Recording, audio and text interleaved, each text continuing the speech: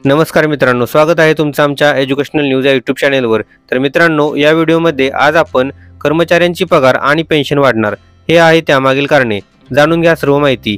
याबद्दल सविस्तर माहिती पाहूयात।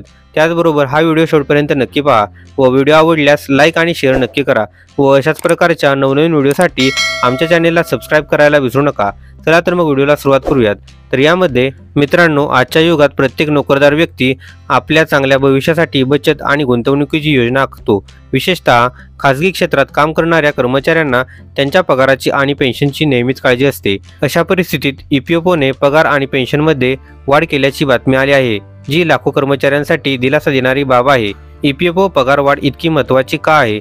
कर्मचाऱ्यांच्या बचतीला चालना देणे आणि त्यांना सुरक्षित सेवानिवृत्ती योजना प्रदान करणे हे EPFOचे मुख्य उद्दिष्ट आहे।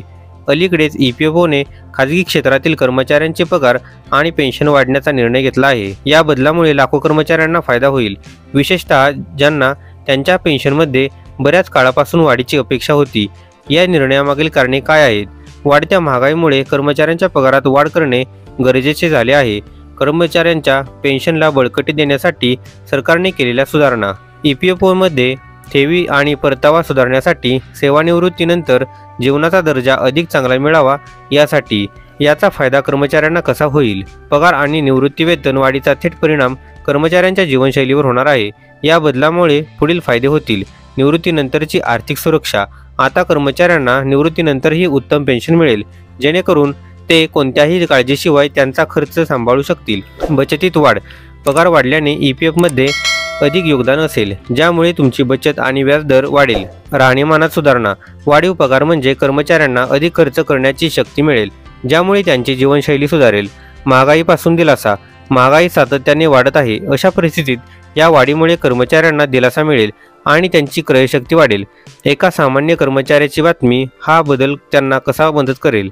एका खासगी कंपनीत अकाउंटंट असलेल्या रवी शर्माचा सध्याचा पगार 18,000 होता आणि त्याचे पेन्शनचे योगदान कमी होते।